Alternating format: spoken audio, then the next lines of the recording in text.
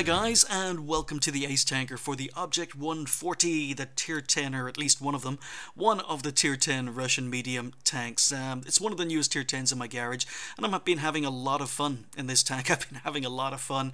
It leads on from the T-54, so you unlock the Object 140 from the T-54, which is historically accurate because the Object 140 was designed to be a successor to the T-54, although it never made it past prototype stage. But the T-54 is a really good Tier 9 tank, and you unlock two Tier 10s from the T-54, so you're going to be spending a lot of time in the T-54 to unlock two Tier 10s with it. But on the other hand, T-54, such a pleasure to drive. It's actually quite a pleasurable grind. But as I say, there are two Tier 10s you unlock. One of them is the Object 140, the other is the T-62A. I decided to go for the Object 140 first. Currently, I'm going for the T-62A now, but Object 140 is the one I went for first. And the reason I went for this tank first is simply down to its gun depression. This gets 6 degrees of gun depression, which is not great, but for Tier 10 Russian medium tanks, it's actually okay, considering most of them get 5 or less. So it gets 1 extra degree of gun depression, which gives the tank a little bit more versatility in my mind. However, in order to get that 1 degree of extra gun depression, it actually had to pay a price, and the price was the roof armor on the turret was thinned. It was made thinner in order to give the gun more room to depress, which means you get your 1 extra degree of gun depression using this gun, but the roof armor is only about 30 millimeters thick, which means it can be overmatched by most of the tanks it's going to be facing. So Object 140's roof armor, not very good. And then you've got 2 large cupolas on the turret as well, which aren't that hard to hit.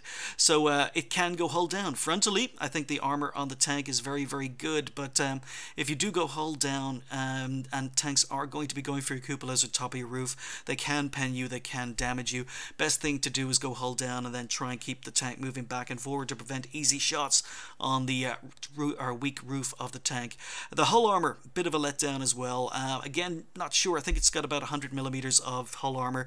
The hull armor is actually worse on this tank than it is on the T-54, I believe. I'm not actually looking at the stats, I'm doing this off the top of my head, but hull armor definitely doesn't seem to be as good as it is on the T-54, but maybe that's in my mind, I'm not quite sure. Someone, no doubt, is going to correct me in the comments. But on the other hand, even though the armor doesn't seem to be quite as good as the T-54, the tank has a lot of strengths that make up for it. As I say, it gets 1 extra degree of gun depression. It's very fast, very maneuverable. It's got a very good top speed, and for a Russian tank, it's got incredibly good view range. It's got 400 meters of view range, which could be boosted with equipment and crew skills. And then in addition to being very fast, maneuverable, good view range, it's also got very good camo rating. So this thing is almost can be played like a scout. It's a very good tank. I'm enjoying the Object 140 immensely, and it's because of things like this. It's because of games like this. This was a game played a couple of weeks ago. I was playing with Sneaky Badger, who had just come back to World of Tanks. I sent him an invitation, so he's back as a guest for me, and we're grinding up together using the invite codes to get extra XP, but we were playing for probably about 10-12 hours. This was a game played in the very early hours of the morning. In fact, it was the last game of a very long play session, and we got into this matchup. Absolutely incredible matchup. We were here on Runeberg, but look at the teams. I mean, there were only 2 Tier 10s on either side. And not that many Tier 9s. The enemy team actually have an extra Tier 9, but that doesn't matter. I don't care. We're the only Tier 10s in this team versus some Tier 9s and some Tier 8s. So, yeah.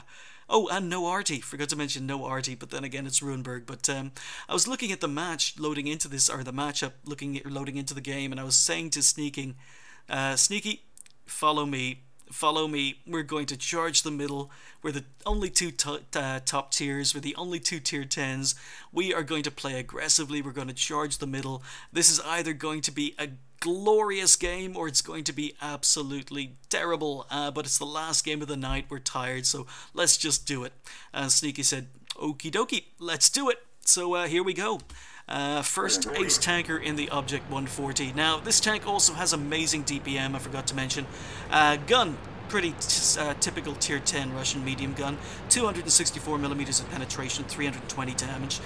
You don't need to fire a lot of premium in this tank because I find it's a very, very good medium tank, capable of getting to the sides and rear and flanking. But if you do need premium ammo, you've got 330mm of penetration, 320 damage. But we are going hell for leather. We are charging into the middle. I'm telling Sneaky, focus on the AMX-30, need to kill him quickly. And I miss my shot. But I go hold down, there we go, frontal turret armor.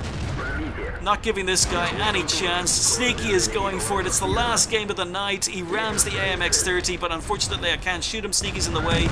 So get a shot into the AMX-30. AMX-30 is dead.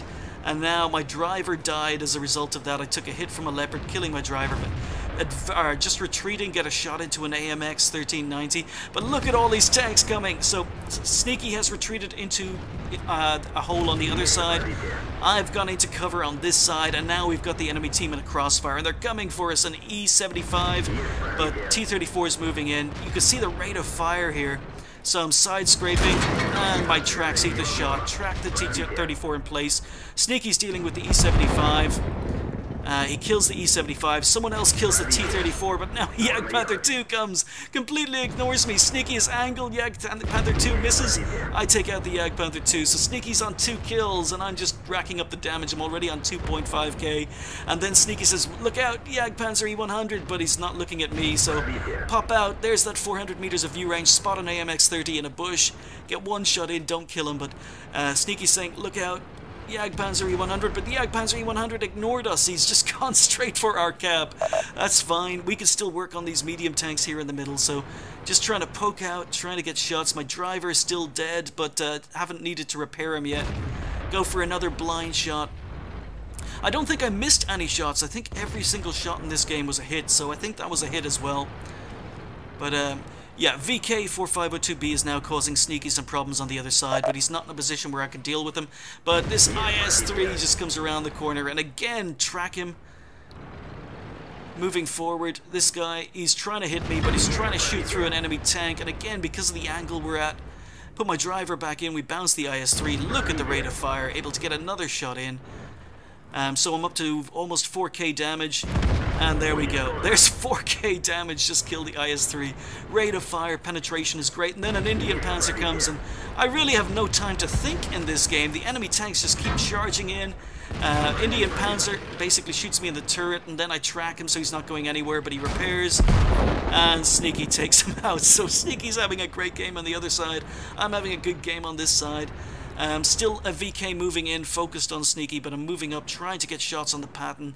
Tanks in the way. Oh, hint of a shot. We go through the side of his turret, leaving him in low health. So the VK has now advanced. Sneaky can't pen him. Sneaky's having problems penning the VK. But at this angle, I don't. So again, I'm going for the side shot, going for the track shot. VK misses.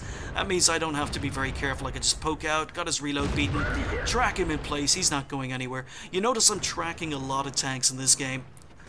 That's how you play mediums, guys. Keep them tracked, you get assistance damage. Almost got him. There we go, we're up to 6k damage. There's my second kill. So Borsig to my right. Sneaky is still on the other side. I'm here. Our team have won the 9-0 lines, and then that sneaky Borsig manages to kill Sneaking Badger.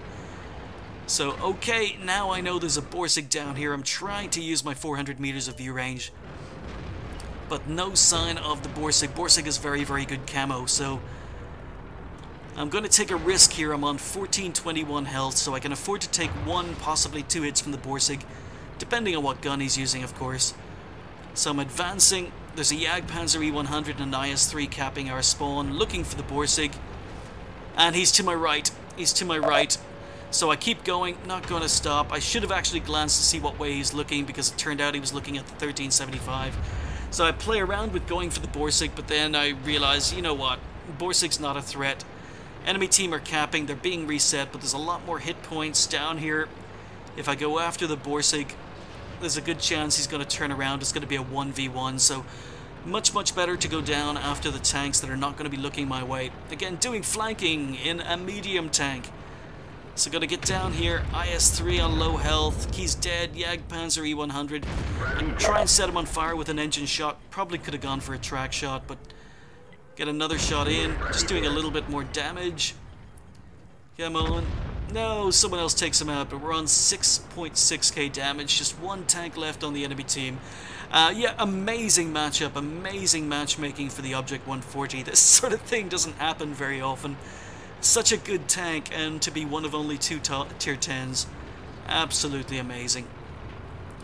So, only on 2 kills, moving up to try and find the Borsig. As I say, I could take 2 hits. Someone has spotted the Borsig. Okay, it was me! I spotted the Borsig.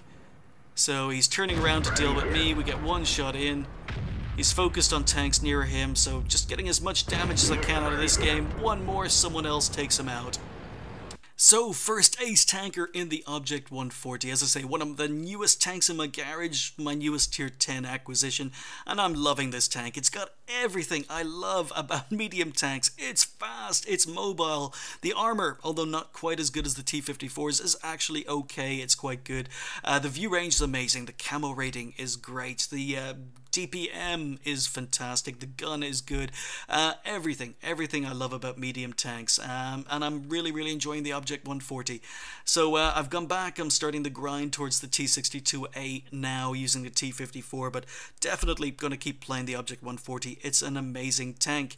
But yeah, first ace in the tank. We also picked up Confederate and High Caliber. We finished top on XP with 1253 and did almost, oh, so close to doing 8k damage. Just 1 more shot or a couple of higher rolls, but only 2 kills. A little bit disappointed with the kill score. Sneaky was having a really good game till the Borsig shut him out, doing 2.5k damage, 3 kills, but decent XP total for Sneaky as well. A lot of our team ended up getting very good XP from that game, quite surprisingly, because there were a lot of tier 8s, but yeah, when you're top tier at Object 140 and most of the enemy team are tier 9s and tier 8s, it's awesome. And as you can see, the gun, 26 shots fired, 26 hits, so didn't miss a single shot. As I say, XVM showed about 7k damage because they were the shots that were recorded in game, but we ended up doing almost 8k. We hit 26 out of 26, pen 24, happy with the damage, and damage 12, destroyed 2, did 1212 assistance damage, mainly down to my tracking, did 27 base defense points, and finished up with 84,000 credits. As you can see, it was a ×5, but that was because Sneaking Badger was back with the invite a friend program, so it was ×5 for the first 24 hours. We ended up playing for 13-14 hours in a row, but amazing, a lot of fun to play this game. It was just adrenaline from the start to the end. I don't think I had a chance to think. It was all on reactions, and as I say, I was really tired, so really nice game to finish up a huge World of Tanks session. And the Object 140, what can I say? It's a beast. Anyway, that was the first ace. Thank you guys for watching. I'll see you next time.